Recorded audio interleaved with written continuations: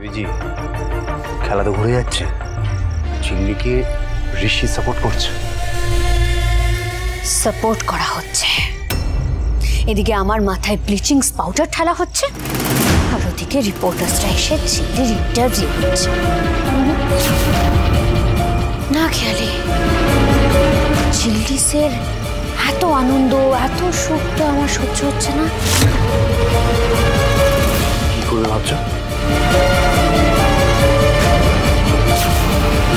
ঋষিজ আর চিলডিসের এই ম্যারেজ লাইফটা যে একেবারেই নর্মাল নয়, এটা আজ আমি সবার সামনে জানিয়ে দেব। ব্যাস ওদের মুখোশটা খসে পড়ে যাবে।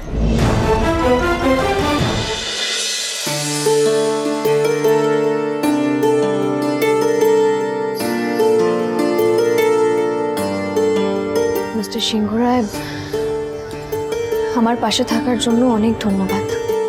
আমার যেটা ঠিক বা ভুল বলার প্রয়োজন মনে হয় আমি সেটা ঠিক বা ভুলই বলি। আমি কিন্তু আন্টিকে ইনসাল্ট করতে চাইনি। আন্টি আন্টি আমায় ভুল বুঝলেন।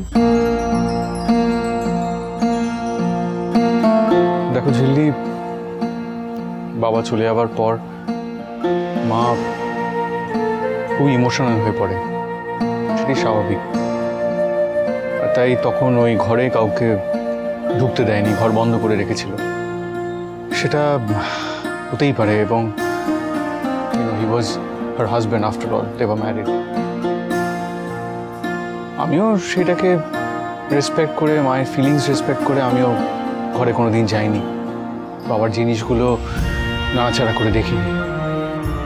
তবে আজ তুমি ওই ঘরটা খোলার পর ওই ঘরে গিয়ে সত্যি খুব ভালো লাগলো, জানো। এনিওয়ে, আজকে দিনটা তো বেশ ইভেন্টফুল হলো। ঘর খোলা হলো, তারপরে এত এত ইন্টারভিউ দেওয়া হলো। তো পড়াশোনাটা কি একেবারে বন্ধ করে দিলে নাকি? আপনি সবসময় আমাকে এরকম সাঁড়াশি আক্রমণ কেন করেন বলুন তো? হ্যাঁ, দিল্লি চৌধুরীকে চাপে রাখতে চান?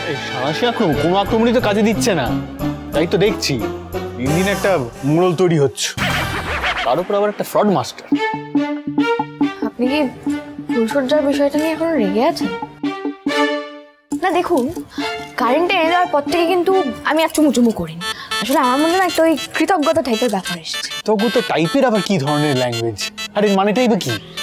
বাজে কথা। তাই শোনো, এই ফার্দার জানে এই চুমুর কথা না শুনি আমি। না, আমি তো এখন চুমুর কথা বলি না, কিন্তু ধরুন এই বিছানা করতে গিয়ে একটা চুমু লেগে গেল বলছি, বা ধরুন পাশাপাশি হাঁটতে গিয়ে একটা চুমু লেগে গেল, বা ধরুন বাবা এখন আবার কে গেল?